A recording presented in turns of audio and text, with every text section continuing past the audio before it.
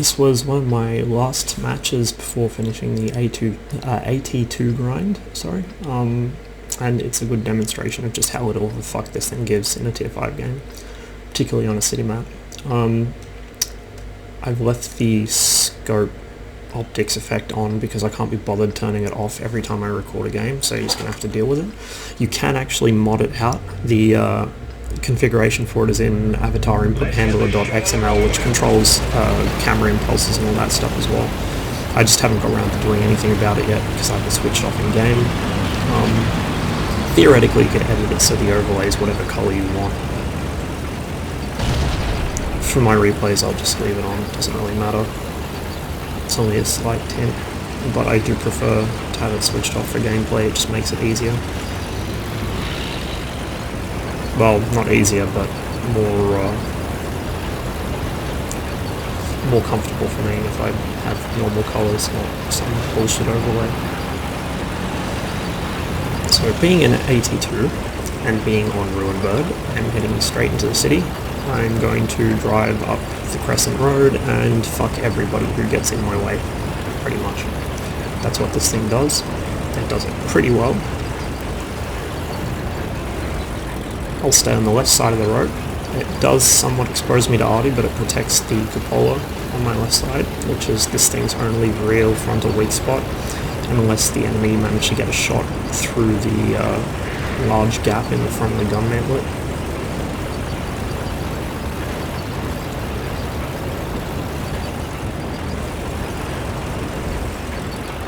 First thing I encounter is a Matilda, which isn't looking at me.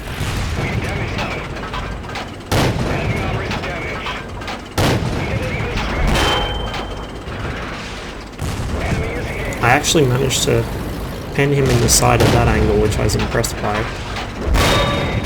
And then the KV-1 backs out and starts eating my shots, which I'm not going to complain about. Now both of these tanks could be a serious problem to me. The Matilda has very high pen, the KV-1 has very painful gun. Either one should be able to pen me if they hit my cupola, or indeed elsewhere in the front of my tank. I think they should both be able to pen me, but they're both terrible.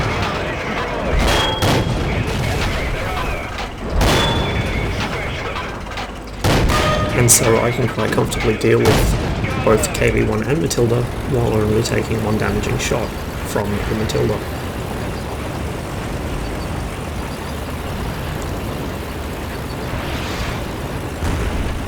This did end up being pretty expensive because I did shoot a lot of gold, but in the 82 I tend to, just because the 6-pounder is a good gun, but when you're this slow, you don't really want to have to fight people. The KV-1 was actually using the 122mm gun, not the 85mm, which is the gun I prefer. 57's okay as well, but the 85 I think is just the best heavy tank gun for it. The 122 now is shit, I wouldn't recommend using it. Churchill turns up and begins firing ABCR. Instead of hitting me, most of his shots either miss behind me or hit the wreck in front of me. Meanwhile, I'm able to put shots into him constantly, and I get a little help from my team. And that's one less Churchill to worry about. My team have comfortably swept through the field. Most of the enemy team ended up dying in town, it looks like. Unfortunately, my shots there at the Panzer IV just don't get there quick enough. And so the extra damage from him eludes me. My team are all cap fasting. It looks like there's about 5 or 6 different tanks on the cap. And they ignore my clever ploy to try and get them to run back and kill the last few tanks instead of capping fast. But I do pick up a little extra damage on the heads at the end for just over 2k in a tier 5 match. 4 kills, 2074 damage, and I only took 2 damaging hits myself. The 82 was a really fun tank to play. If you're in a tier 6 match, it's okay. If you're in tier 7, it starts to get a bit painful, but tier 5 matches, you can really just bully people. It's a lot of fun. A lot of tier 5 players being usually either new to the game or really bad players trying to pad their stats and failing at it. they don't know where to shoot these things. So you can basically roll down a flank, just murder boating everybody, and they can't do shit to stop you, which is a lot of fun. There's really a lot to be said for tanks that can just drive through one lane of the map and kill everybody. It's really good stress relief after you played some shitty high tier matches and ended up losing a couple games. My win rate in this thing, as of me finishing the grind, I have kept it. I probably will continue to play it, just not very often. Was, I believe, in excess of 70%. It was like 70, shit, I don't even know, 72, 75, maybe even over 80, I don't remember. It was some astronomically high number, and in this tank it was actually about half solo pubbed. I think the rest was platooning.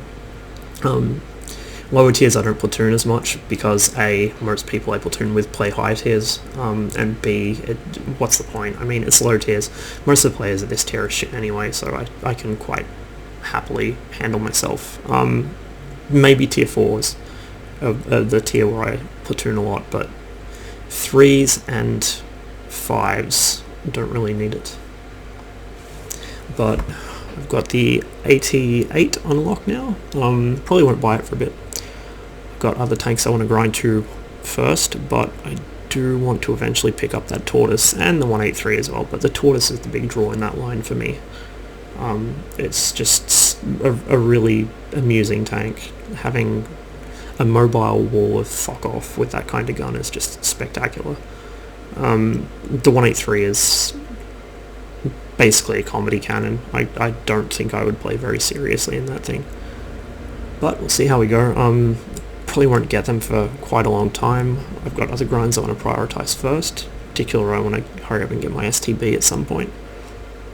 But there will probably be videos coming up of either the other AT line tank destroyers if I play through them, or the Tortoise if I decide to just throw a bunch of free XP at it. I haven't decided yet. I'm probably going to hold my free XP for the Japanese line rather than blow it on the Tortoise.